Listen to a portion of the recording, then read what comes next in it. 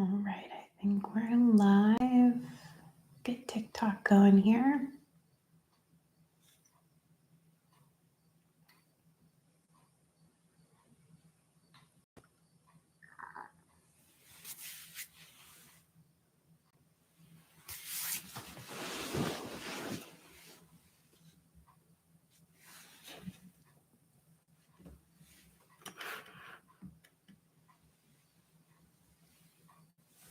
Okay.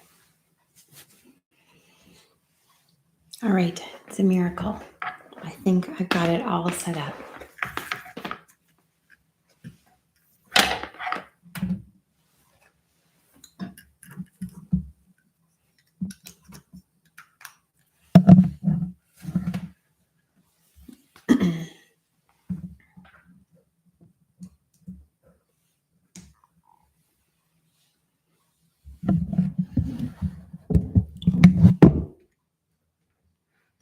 All right.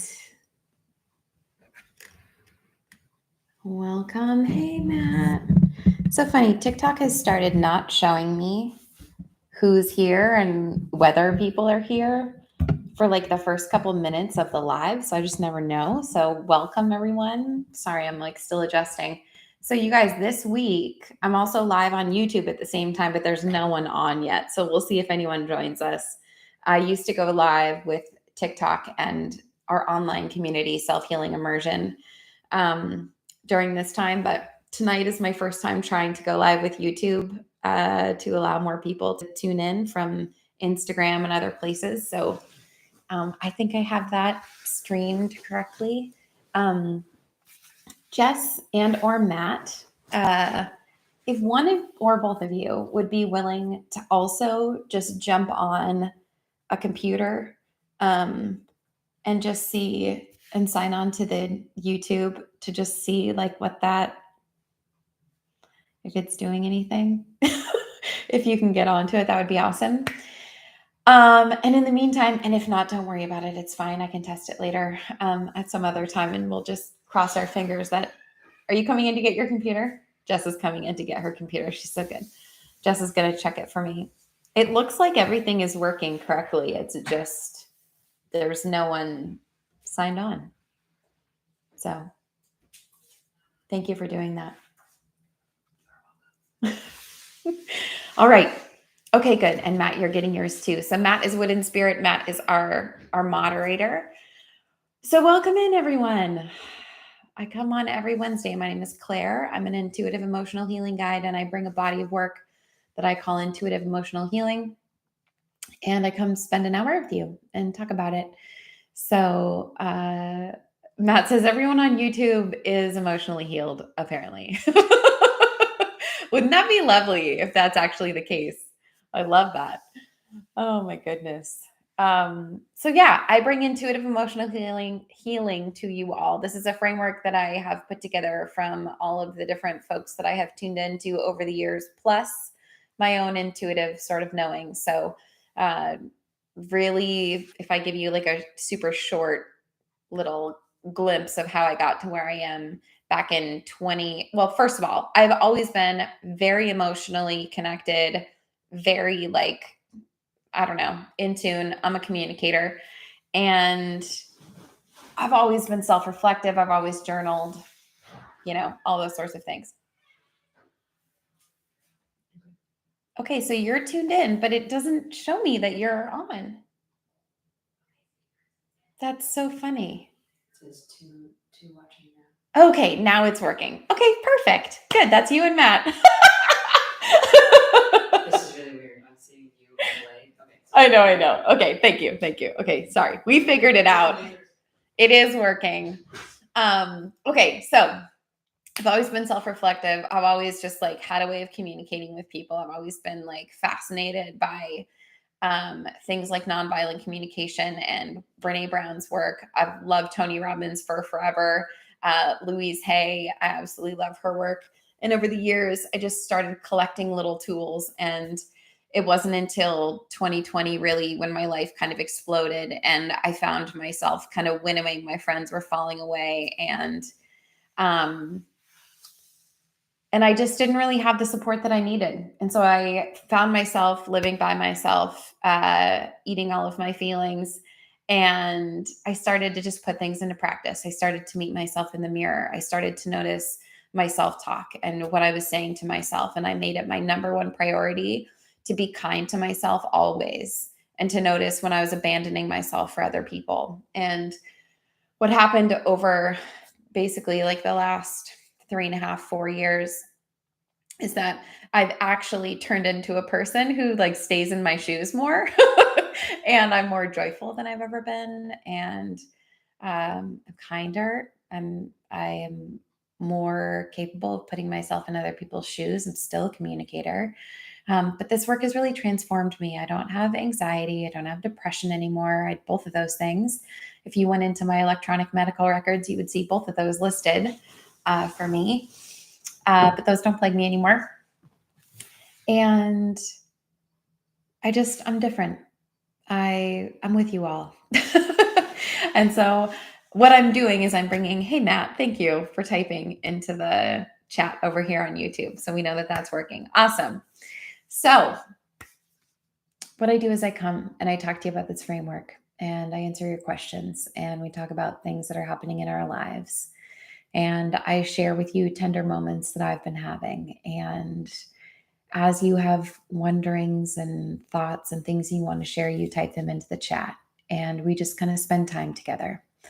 So I do this every week. I love this time with you all. I feel like some of the most connected conversations that I have is with you all and with our online community, self-healing immersion and workshops there. I really like to think that this is the time where we get to just explore all of the things that make being a human on the planet right now just like worthwhile and lovely and hard and meaningful and important.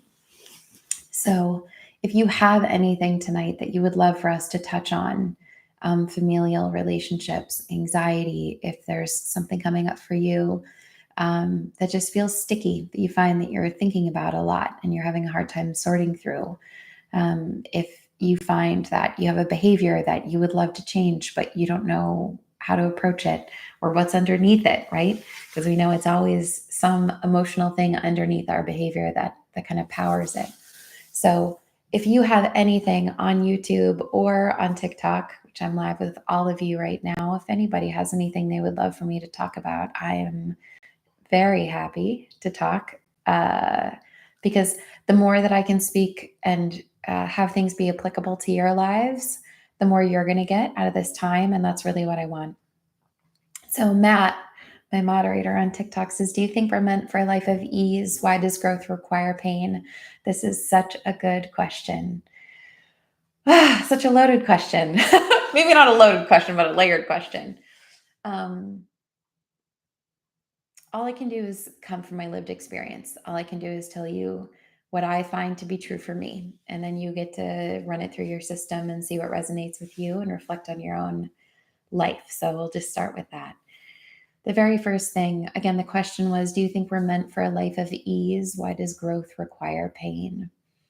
So do I think we're meant for a life of ease? I think, personally, I feel that we're all energetic beings having a human experience. And I think we're all infinite. So I literally think that you are a soul that has chosen a body and you've chosen a location on the planet and a group of people, your family, a culture, society that you've arrived to. This is my spiritual belief system, okay? Even if this isn't true, if I act this way in my life, if this is how I approach things, I step into opportunities to grow like way more readily. So this is sort of a belief system. Like I really don't care if it's true. This is what I think happens, and it allows me to be a very I guess just very open human being when it comes to my growth. So from this perspective, here we are, a soul incarnating into a human body. And I believe that we come here to experience challenge, to prove, Jess and I were just talking about this. I believe that we are here to prove to ourselves that we are limitless, that we can literally do anything that we put our mind to, including healing our hearts. I believe that we incarnate over and over and over and over again. And every single time we do, there are different things that we're working on during that lifetime. That's why Akashic records are a thing. And that's why astrology is so fascinating, because you have different makeup. You're made up of different energy depending on where you were on the planet when you were born and what time you were born and what month you were born and all of that. So when we come down into these bodies, again, if we bring this back to, do you think we're meant for a life of ease? I believe we incarnate into bodies to experience challenge because we want to grow. So I don't think that necessarily all of us are meant for a life of ease. If you've been following me for a while, you know that I love Dolores Cannon and I love her past life regression hypnotherapy work. I think that the books that she wrote are fascinating, and she calls them mind candy, which is what I treat them as. And one thing that she talks about is that some humans come down to earth to have a rest life, that they don't come to grow or do anything. They just come to rest because maybe the last incarnation they had was really difficult. And so they just need to enjoy things. So there are certain people on the planet who seem to have an easy time and who aren't really growing. Maybe they're not deep people. Like, I think everybody can probably think of one or two people in their lives who, or that they know of, like out in celebrity culture or whatever, people who aren't necessarily like self-reflective or doing deeper work, but just seem to have it easy. It's so much easier for me to look at those people with like love and acceptance if I go, oh, you're resting. I wonder what happened to you last time. Good for you. Like, rest. Like, give your soul a break. So again, I don't care if that's not true. What that does for me is it goes, oh, I don't need to judge your experience. Your experience is just as valuable as mine. Like, I'm over here doing immense emotional growth because that's the work that I'm here to bring the planet.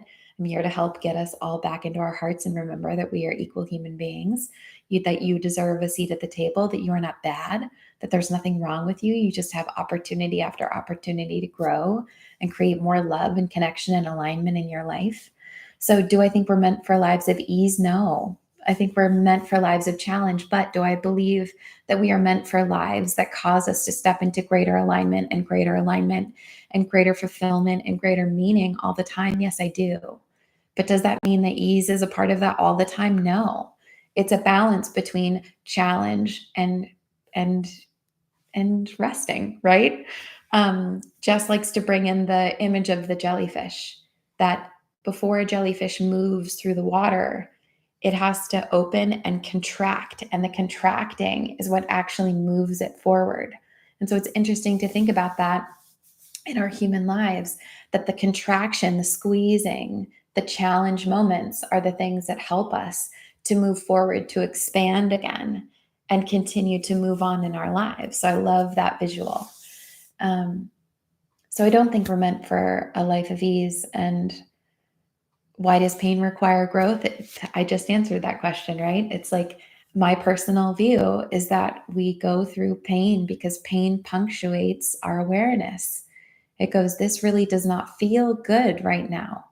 And so my senses are heightened. From a biological perspective, if you just got hurt, your brain immediately looks at the entire situation and figures out where it came from if you got physically hurt. And then from then on, your brain is going to be constantly scanning for that. And if you see that again in the future, you have a trauma response. That's what PTSD is. It's going, the last time that we were in this situation, we got really, really hurt. So your brain is constantly looking, okay? So from this, that sounds like a bad thing. And from a biological perspective, it's challenging. PTSD is challenging. But that pain, that awareness, you can use that for good. You can go, hold on. This is on a timeout. I have a layers of feeling document. If you don't know about this and you don't understand what emotions are resistance and just cause you to spin your wheels, and what emotions are actually productive and helpful for you to spend time in and have compassion for yourself with, then like, please go get that layers of feeling document. It is so helpful and it's going to help you in this conversation to understand what I'm saying. So when we have painful moments and we don't understand that there's growth underneath, we just feel challenged by them. We can feel like we're a victim to the challenge that we're experiencing. But the truth is, you're not a victim. And the truth is, when you have that painful experience in the same way that when you get physically hurt, you are looking around you to see what just caused that so that you can identify it in the future. When you get emotionally hurt, you do the same thing. You go, who is this person? What are they saying to me? What do they look like? What's happening in this experience? And then in the future, when those things come in, you get triggered emotionally. That's what's happening. Okay. You can take that same awareness and you can use it for good. So, in a moment where you're experiencing pain, the first thing I want you to add to your awareness is there's something tender under here. I'm having a hard time. I'm feeling challenged. I am pissed off. I am irritated. I am anxious. I am fearful because there is something going on that needs my attention. Can I stop? So, knowing this is happening for a reason. Your emotions are here to give you information all the time. Dissonant emotion is here to go, human, you want something different than this. You want greater alignment than is here right now. You have a desire that is way better than what you're experiencing, and maybe you have no idea how to do it. But can you just stop and just notice this moment? If you start to view every painful situation as being that, hey, something greater is available, stop and take note so you can figure it out, it transforms the whole thing. Okay. Sometimes that greater thing that is available is a boundary. Okay. Sometimes that greater thing that is available is connection with another person. And if you are so busy, let's say that the thing that is coming up that it's so painful is rejection. Underneath that rejection, what is your greater desire? Your greater desire is for connection, for love. If you keep looking at the thing that caused you to feel rejected, the person or the situation, you miss the opportunity to connect in and offer yourself more love. You miss the opportunity to find that little kiddo inside of you, that inner child that is going, I've felt rejected and disconnected so many times that now when it happens, I throw a tantrum. I try to distract myself. I try to numb myself. I try to make a joke because I don't know how to handle it. You want to look for that kiddo and you want to go, oh, sweetheart, if you feel connection right now with me, if I can connect with you, if I can offer you some love and just be with the feelings instead of running from them, if I can create such a relationship with myself that every time I'm in pain, I slow down and I make room for my pain and I don't run from it. And I don't tell myself a story about it and I don't make it wrong. I just show up for me and I make my relationship with myself the most important thing. Then what happens is that pain, that scanning that you just did so that you never have to feel that thing again, you just used it for good to actually connect with yourself instead of looking out at your environment for the thing that needs your attention so you can avoid it. You move your view, your attention to your inner child, to your heart, to the part of you that is hurting, and you spend your time there. So our pain is here to remind us from a larger perspective that we are deserving of love and belonging. And when you're not experiencing love and belonging, you have pain. So your pain is here to go, hey, you're disconnected right now. You're not feeling loved. You're not feeling safe. There's something going on. Can you stop? Can you pay attention?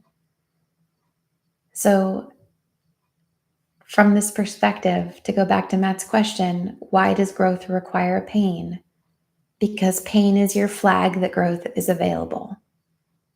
That's the very succinct answer. Matt, maybe I could have just said that in the beginning. But you get what I'm saying now. It's like under every painful event, there is some beautiful little kernel that is just reminding you that you deserve more love than what you're experiencing right there. And the truth is, the love that you need more than any other love is your own love. And most of us don't love ourselves. Most of us think that we are a set of symptoms that need to be, or illnesses that need to be healed, that we are a set of personal issues that need to be fixed or managed. And the truth is, you're not a list. You're not symptoms. You're not a set of issues that need to be fixed. You're a human being, actually. And half the stuff that you said to yourself in your brain today, half the stuff you say to your brain to yourself in your brain every day If you heard it from somebody else, it would be abuse. If you have a brain that goes, you can't do that, you're not capable of that, who do you think you are? What, you think people like care about what you have to say? Like, your feelings don't matter. There are other people who have feelings that are greater than yours. If someone else said that to you, it would be abuse. But when you say it to you in your head, you think it's normal, because we all do, because you're a person and we all got programmed to think that it is self-centered to have emotions when other people have emotions. And that is absolute insanity if you really think about it. So your job, if you want to heal your heart, is to actually start to treat yourself like a person. And so part of that is just learning to make room for your own pain, learning to be with yourself, learning not to run from it, not to tell a story about it, not to make it wrong, but to just go, I have some pain in my body right now. I have some pain in my being right now. Can I just slow down and use this pain as a flag that my relationship with me needs my attention? It's a beautiful question, Matt.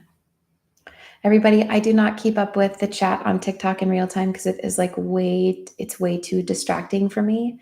And I want to be coherent and present and with you all and connected. So I pause on a comment for a little while and I'll chat with all of you. And then once I feel like I've chatted about that thing, we'll move on and catch up with the chat. So with that, it says I have 14 new messages. We'll see if anyone else wrote anything or if that's just folks coming in and out.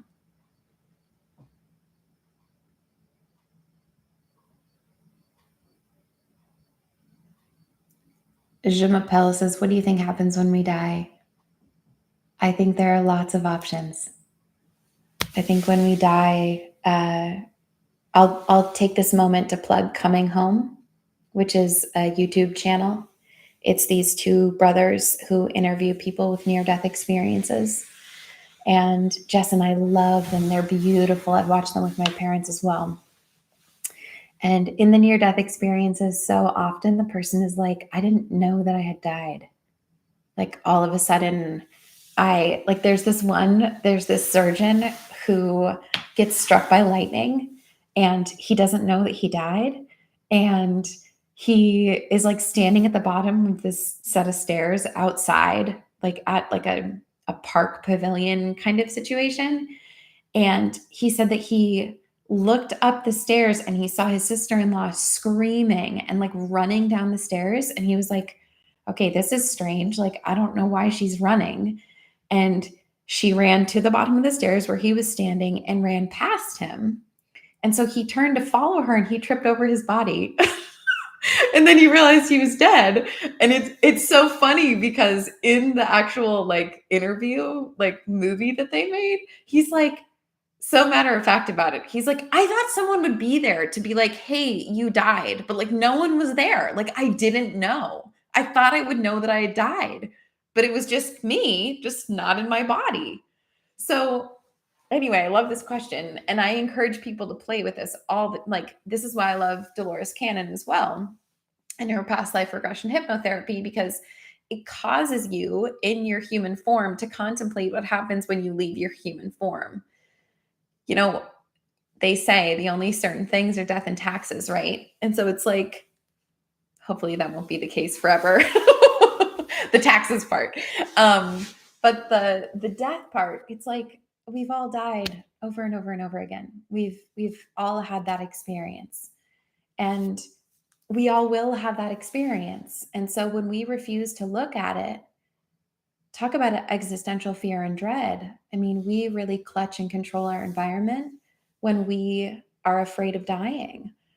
And so I encourage people all the time. I mean, my dad is a funeral director also, so I have I think a unique perspective on this just from that vantage point.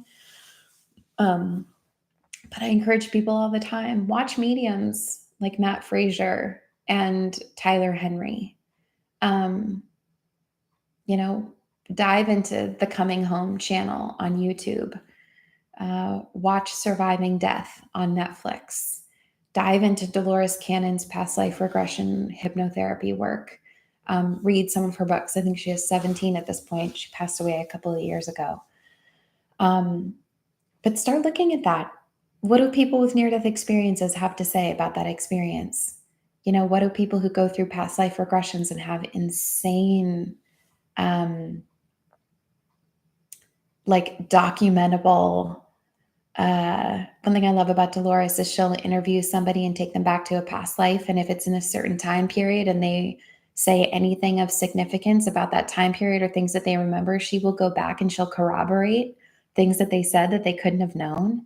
And I love that. It, like, for me, allows me to play with this idea that we are infinite beings and that we're in this particular body for a short period of time with a certain astrological makeup, right? That's your astrology, with a certain human design makeup, if you're into that, with certain limitations based on where we're born and what our families are like and our socioeconomic status and the resources we have available. And with all of that, we get to create this experiment that is this person that gets to be so meaningful and fulfilling and lovely if we just step into what we're here to do. And so I just always bring things back to emotion. So it's like if you start to view your emotions as these beautiful flags that are leading you into greater alignment with who you are, and they're just punctuating your life so that you'll stop and pay attention, everything starts to change. And so that's why I love this work. And I love that we get to sit here and talk about what happens when we die and what my belief system is, because not that my belief system is right, but I think the beautiful thing, if I can just sort of celebrate where I feel like I have landed with my belief system, is my belief system allows me to embrace everything as an opportunity. And I don't have fear in my body. I used to have terrible body anxiety and terrible fear of death, and I don't anymore. And I, of course, feel deep grief when people that I love leave their bodies and pass away. I mean, I'm not immune to that. But it means that I can step into a greater perspective and I can always find more love. I can always find a more expansive perspective. And so it means that I experience more meaning and fulfillment while still being in my human body. And so that's my hope for every human on the planet, is that you're playing so much with the ideas and perspectives and ways of looking at things that you can while you're in your body, that you experience a grander perspective and more love and more connection and more meaning while you're still in your body. So I don't think that my perspective is the only perspective, and I don't think it's the right perspective. I don't think that that exists. But for me, I love that I've landed in a place where I feel playful and I feel willing to entertain anything. And I feel in awe of the process of life. Something that I really hope to experience within the next couple of years is being pregnant. I really, really hope to have a kiddo of my own. And when I see pregnant women now, I'm just thinking about just being in awe of the process of life. I was just saying that. It's like when I see pregnant women now, I'm just like, oh, what does it feel like to be you? Like, what does it feel like to have this like little vessel for a consciousness, like growing in your belly? Or like I was saying to Jess, we went out to dinner a month ago or so, and at dinner there were a bunch of babies in the dining room, and I was just looking around and I was telling Jess, like, when I used to see pregnant, like moms with new babies, I always just used to look at the babies and just be like, "Oh, it's so sweet. Look at that little person." I just love children so much, and so I just used to get so just be in awe of the kiddo. And now I'm finding, as I'm like stepping into the possibility of doing this myself, I'm looking at these moms and I'm going, wow, you just went through a huge experience like not that long ago. And I just like, it's like one of those things where if it wasn't weird to like walk up and like pull up a chair and be like, hi, I see that you have a child. Can I pick your brain? Like, I wish that wasn't weird to like interrupt other people's dinner, because it would be so lovely, to just be able to sit and go like, wow, this is something I'm actually very jealous. My sister is a postpartum doula. And so she goes into the homes of new mamas and she gets to be with them and hear the birth story and hold the baby and cook beautiful food for them and just like be with them and be in the magic of that time. So lovely. But you just want to know, like, I feel like having a baby and being with people when they leave their bodies and people like when you have extreme experiences like that, it's like there's magic present, even if it's really sad, like, even if it's really hard. There is this crazy energy that is a part of that experience that causes you to like experience meaning in a deeper way. And I love hearing about those experiences. And so I'm just finding just so much awe in the whole process because of this like spiritual perspective that I've stepped into. This like, wow, there are infinite beings that have chosen to come down and incarnate in a tiny little human body. And they've chosen these two people to like guide them on that journey. Like, what an amazing thing. We all did that. You were one of those babies. Like, you came in and you chose a couple of people to shepherd you through, knowing that you would have hardship, knowing that there are going to be pieces of you that were not celebrated, knowing that other pieces of you would be celebrated and would be lifted up, knowing that you would go through some really hard shit with those people, knowing they're not perfect because no human is. If we all step into that perspective, it allows us to have awe of the entire process. When you look at humans through this lens, every single human is so courageous. Every single human is here knowing they're going to suffer, knowing they're going to have a hard time, and they choose to come anyway. What an incredible thing. Humans are incredible. It's an incredible thing to like be an incarnated human on the planet. It just takes such strength and such courage, every single one of us. So anyway, this all stemmed from what do you think happens when we die? But I just like to bring it to the greater perspective, because if you don't know what your perspective is of what happens when we die, if you don't know what you think about being reincarnated or past lives or the meaning of your life right now, the direction of your life right now, the meaning of your emotions and the importance of you stepping into alignment. Like, if that all sounds like a foreign language to you, I would encourage you to come back every Wednesday and hang out with me. And I would also encourage you to just like start playing with these things. Dive into the metaphysical, dive into quantum physics, dive into the mystics, and listen to Rob Bell's podcast, the Robcast. Seriously, if you like being here with me every week, you should be listening to the Robcast, because Rob, what he does is he just comes on and hangs for like half an hour, and he just tells you stories about his life. And he used to be a minister, and he's just thoughtful, and he's funny, and he's delighted with himself. Like, he truly loves himself, and he shares really meaningful things. And I feel like he's my uncle, and I don't even know him. I saw him live once. He did a tour when I was living in California. He came to San Francisco, and I was living in Davis. So I went into the city and saw him live. And his dad passed away last year. And so just listening to his perspective, and I'll share one thing about that. He was talking about when his dad died, he realized that at first it's kind of like, oh my God, my dad died. Like, this is the most intense thing. Like, what a big experience to like lose your dad. Like, the world is fundamentally a different place because you've never known the world without your dad in it. And he said, and then I realized that I had just entered one of the biggest clubs on the planet, which is the I Lost My Dad Club.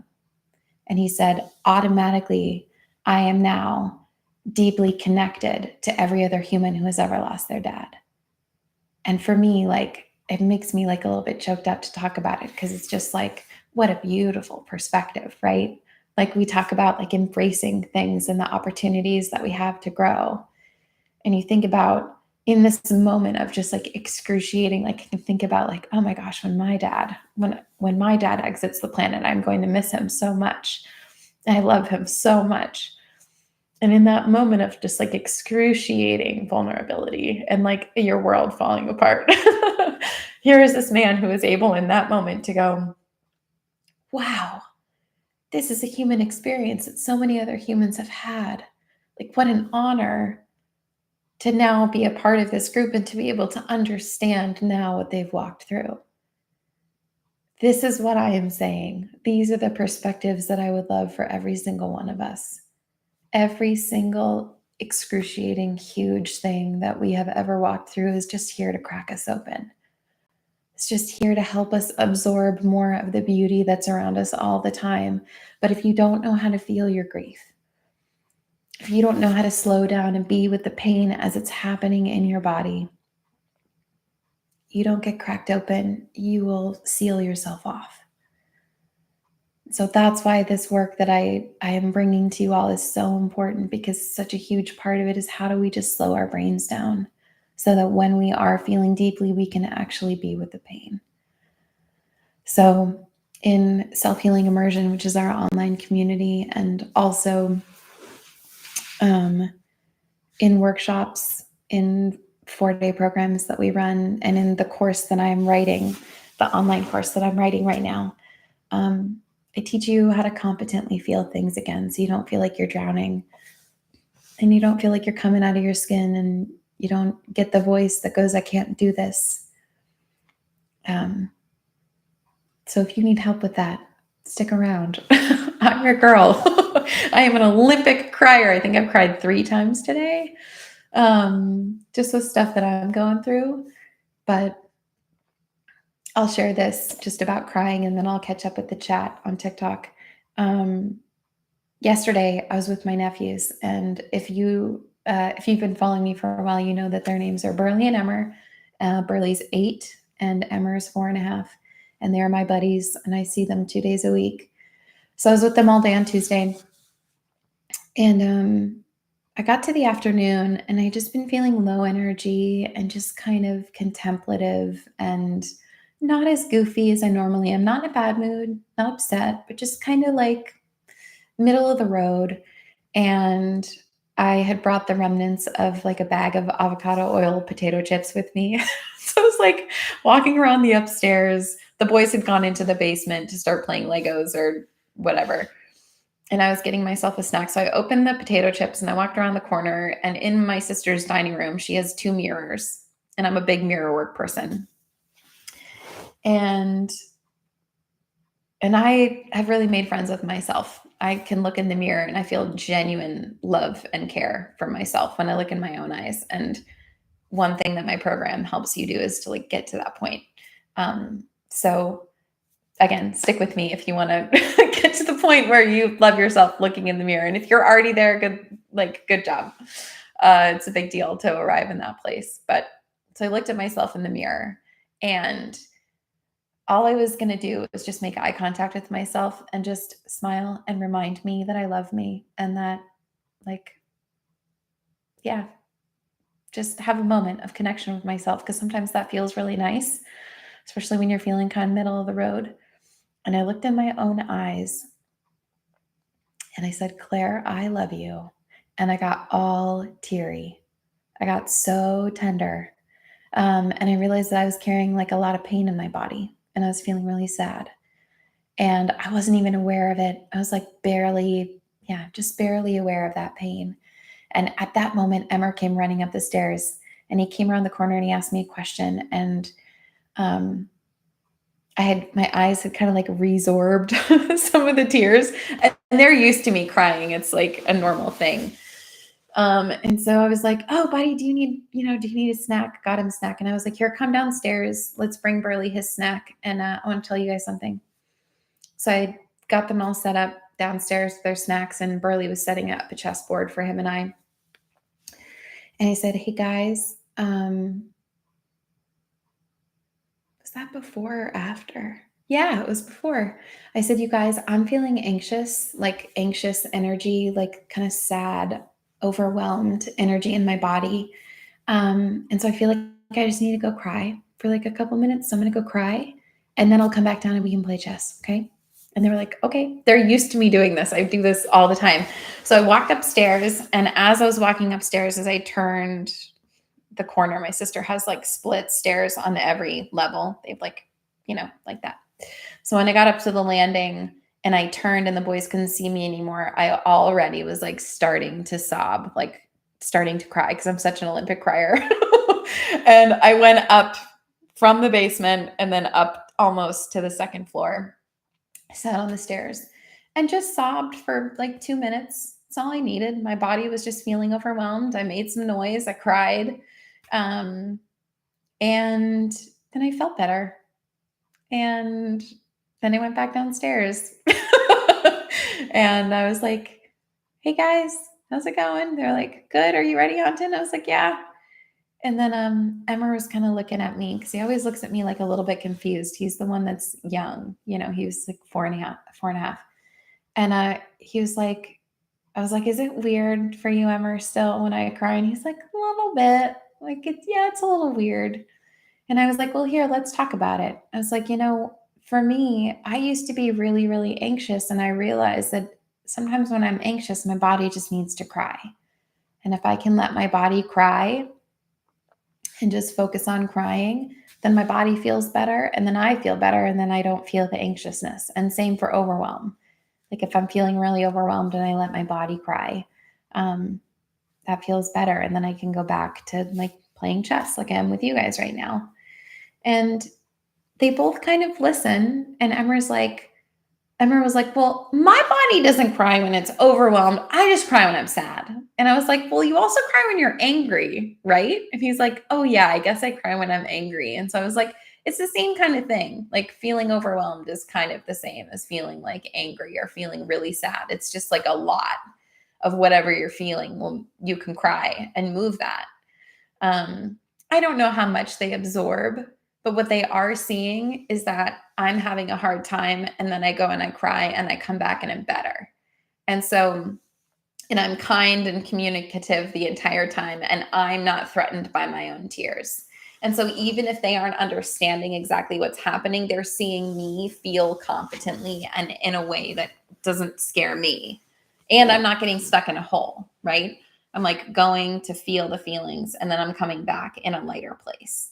So you can demonstrate this, and this can be such a beautiful like offering for kids that they get to see you like learn how to feel. And hopefully as they get older, my hope for both of those boys is that they continue to be able to feel their emotions as they come up and not stuff them down. I don't get to control that. They're on their own journeys, but all I can do is be a safe place for them to land and model kind communication and model competent feeling as much as possible, as much as humanly possible. And then they have that example and then they get to come along or not, right? Because they're independent human consciousnesses as well, and they're going to do things their own way. So with that, let's catch up with the chat on TikTok, see what people are saying and are asking. Oh, you guys are sweet. Wow, that was powerful, Alyssa says. You said it all perfectly. Thank you. Oh, wow, I needed this today. Oh, good.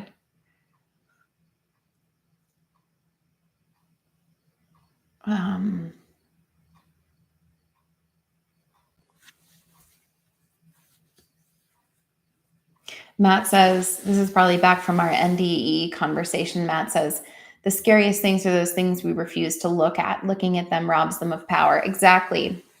If you want to know where the greatest healing is available for you, look at the stuff you're not willing to talk about or the stuff that pisses you off really fast. Those are the things where you feel the most helpless, where you feel the most fearful, and where you have completely forgotten that you are a creator being and you are very powerful. Okay? There's so much healing available underneath your biggest triggers. So again, they're just flags that are here to go, human. You got some helplessness here. You got something going on. You want something greater for yourself. Can you stop and pay attention? Okay? That's all it is. So if you refuse to talk about something, if it's uncomfortable for you to talk about it, there's something underneath there. There's something tender. You're believing that you're not okay in some way, that you're not safe, that someone will reject you. There's some disconnection from love and community and safety in there for you somewhere.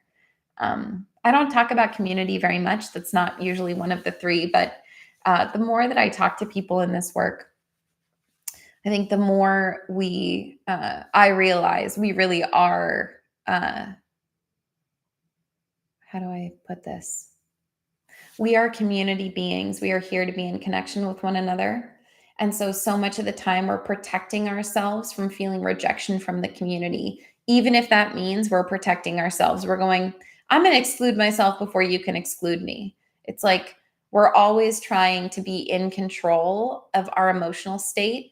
And if that means that we're the one that is causing the separation, that feels more comfortable than if we put ourselves out there and someone else causes the separation.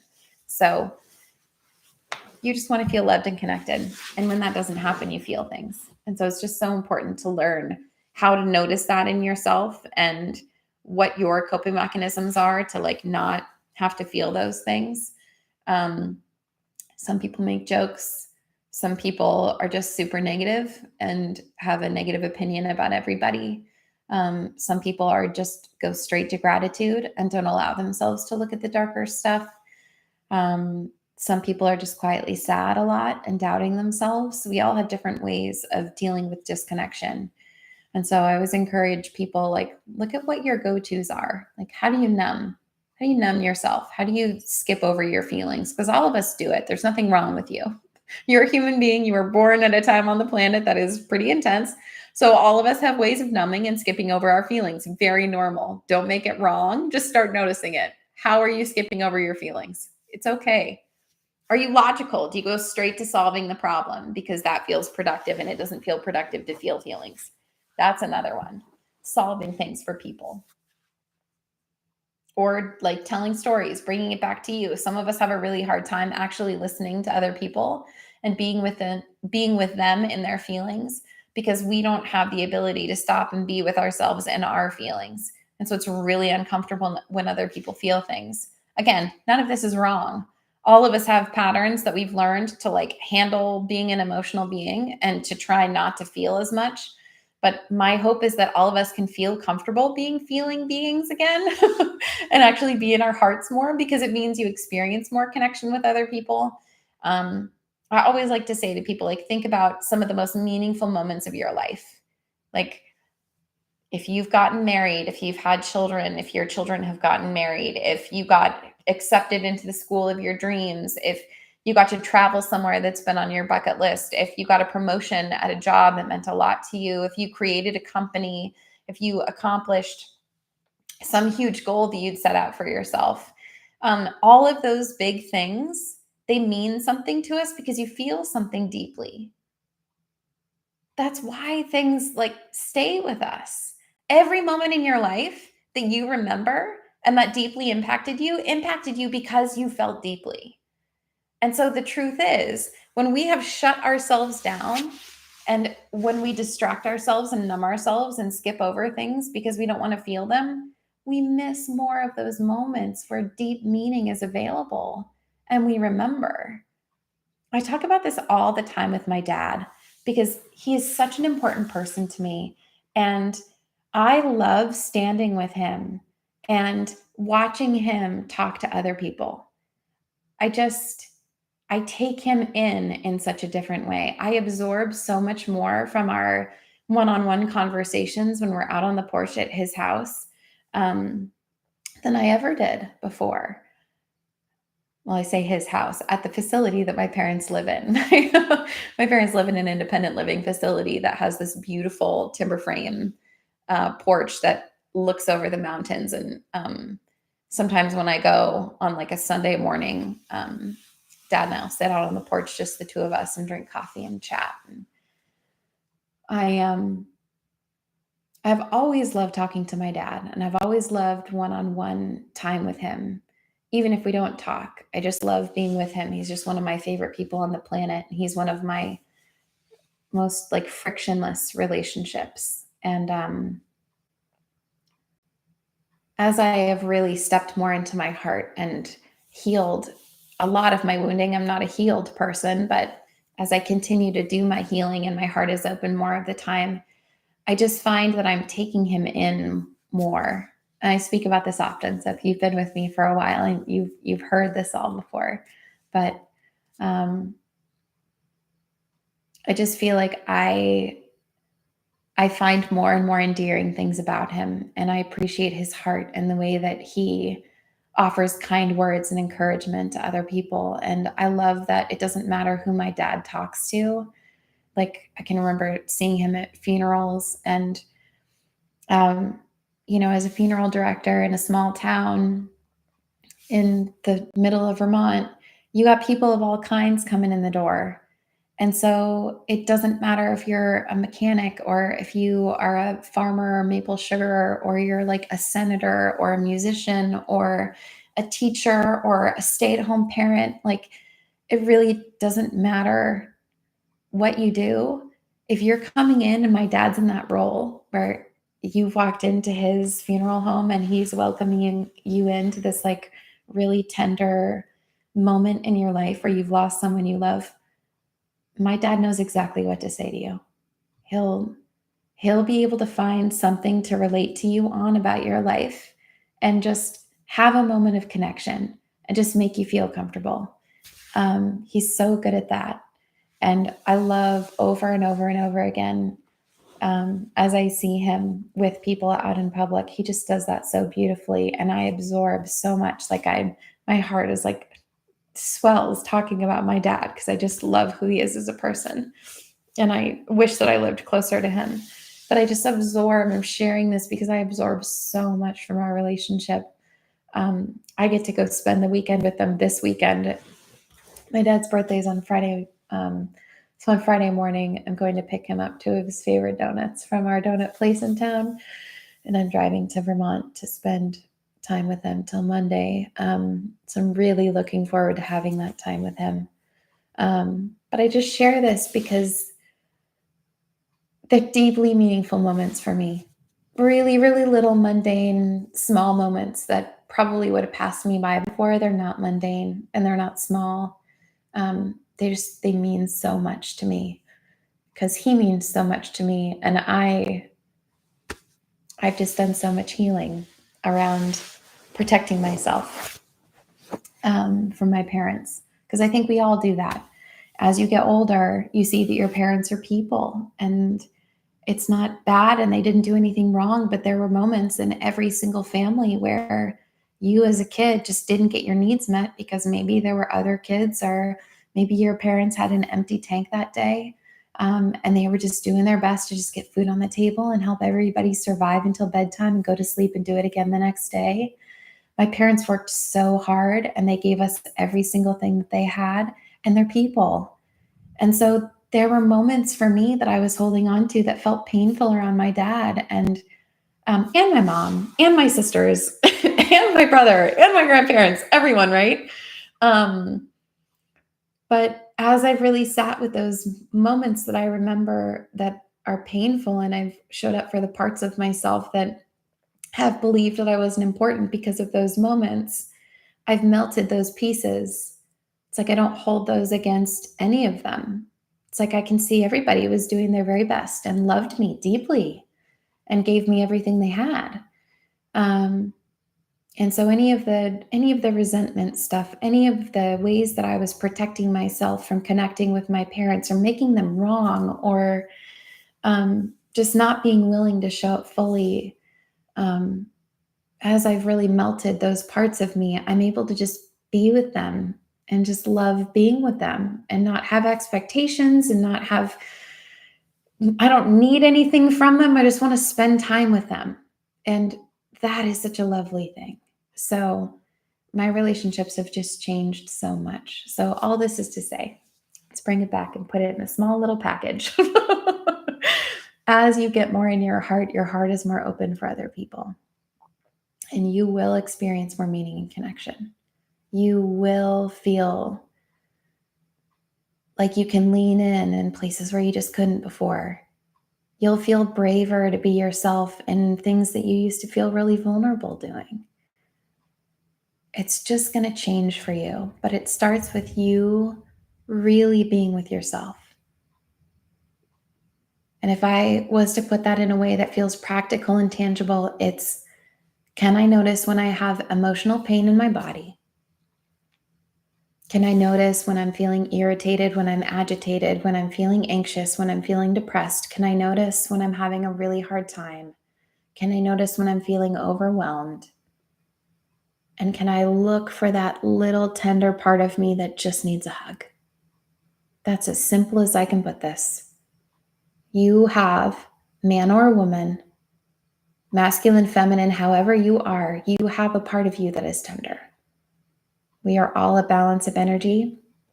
We are all a balance of the masculine and the feminine. We are all a balance of strength and tenderness. You have a part of you that is tender.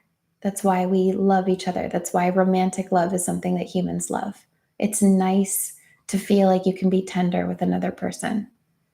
If you are not tender with you, if you can't get to a place where you can be tender with you, you can't actually be tender with someone else in a consistent manner. And then we wall our hearts off, and that doesn't feel good. So your biggest job is to go, where am I feeling tender underneath this tantrum that I'm throwing, whatever it looks like? Where am I feeling tender in this belief that I can't?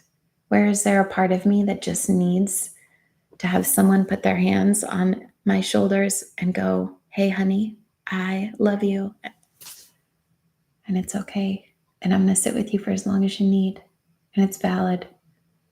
If you actually start making all of your tender feelings valid and you start orienting yourself this way, everything's going to change for you. I want to just mention, if this discussion around tender feeling doesn't make sense to you, I really would encourage you to go to the link in my bio, my Etsy store, and just get the Layers of Feeling document. There's a color-coded one that is really easy to follow. And basically, it starts you with the thought that you're having. It brings you down through the belief systems that might be in place. And then it brings you down into resistant feeling, which you don't want to spend time in, and into tender feeling, which is where you want to end up. So it's like we start at the thought, but we end up all the way down at the tender feeling. So when I'm saying you want to look for the tender thing, it's like you want to go down on the poster, it's blue. It's like you want to go down to the blue. So I'm really referencing this framework. I have noticed that every single thing that we get upset about is because we have a tender feeling underneath. I can find it every single time. Doesn't matter what scenario you throw at me. It doesn't matter what the resistance looks like. I can always find a tender thing underneath. So I feel like that is just a universal law. If you're pissed off, if you're having a hard time, if you're feeling upset about something, oh, the puzzle piece. Time for the puzzle piece on TikTok. Gotta make sure I'm not a robot. Yeah, if you're feeling any kind of way that is really uncomfortable, it's because you have something tender going on that needs your attention. So, you guys, I have no idea how I ended up there. Meaning, connection, my dad. We just went on a long little journey here. We're in the last few minutes of this live. I spent an hour with you from 8 to 9. So what I'm going to do is I'm going to catch up with the chat, tie up any loose ends that need to be tied up, answer any last minute questions. I'm sorry if I skipped over anything that anybody said tonight.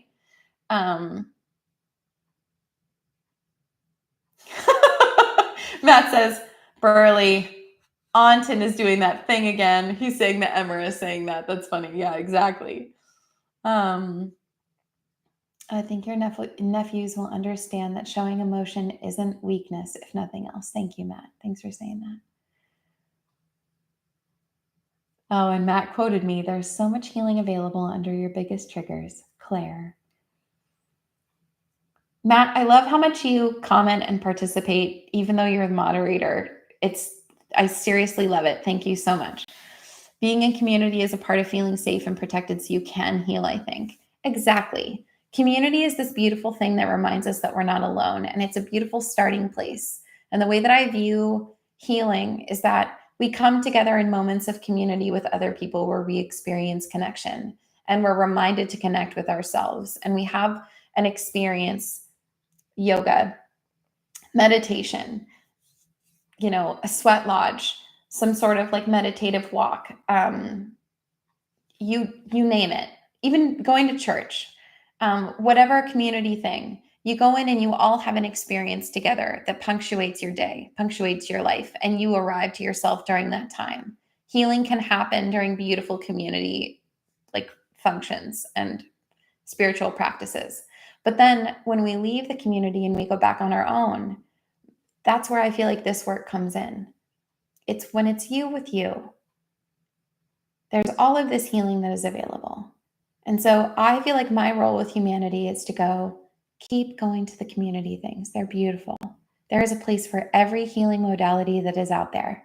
But remember, when you are not in a formal practice, when you are not with your community, you have a relationship with you that needs your attention. And if you can keep coming back to yourself in all of that, you will continue to heal, and you'll heal at a deeper level.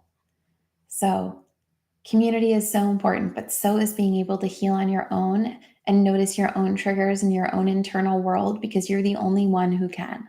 No one else knows what your internal world is like, but you do, and you can change it. Jen says, hearing you talk about your dad, I love that he named you Claire. It's a beautiful name with magic. Thank you, Jen. You know, my dad's middle name is Claire. We share a name. I love that. I love that I got his middle name as my first name. His middle name came from my great-grandpa Clarence on his mother's side. So it's been in the family for a while. All right, everyone. Thank you so much for being here tonight. For those of you who tuned in on YouTube, thank you for coming to my very first week on YouTube. I've been doing this, like I said, on TikTok since January of 2023. We do this every week. It's so sweet. So please feel free to come back. We'll continue to spread the word, and hopefully we can get some more people over on YouTube. But TikTok, thank you for being here. Matt, thank you for moderating. Thank you for all of the comments and questions. Thank you for showing up for like off the wall conversations and for letting me share my perspectives and give you different people to dive into. Again, if you have not watched any of the Coming Home channel on YouTube, which is all near-death experiences, I would highly recommend that you do. It is such a beautiful collection. They did such a nice job with all of them. They're all like little half-hour little movies. You don't feel like you're watching an interview. You feel like you're in a story. They just did a really beautiful job with it. So, and Rob Bell is who I mentioned earlier, who has the Robcast. If you loved the conversation we had tonight, and this is your jam to talk about meaningful stuff and watch people tear up about their dads, then you definitely want to check out the Robcast with Rob Bell. All right, everyone. Every Wednesday, 8 to 9, I will be here with you unless it's a really important holiday, or every once in a while, I will be like, you guys, I am a person and I can't. But sometimes I need a night off. But for the most part, I'm here every single Wednesday. So I hope to see you guys next week, 8 to 9 Eastern. If you haven't gone to get my free video when you sign up for my newsletter, I have a half-hour video. It's like an intro to emotions as energy and sort of like the two different arms of this work, awareness and competent feeling. I give you a couple of tools you can take into your life to sort of like play with from the very beginning. So if you haven't snagged that, please go snag that, sign up for my newsletter. Everyone on my newsletter will be the first ones to know when my course is finished, and you'll have early ability to like place orders basically. And that should be done next month. So stay tuned for that.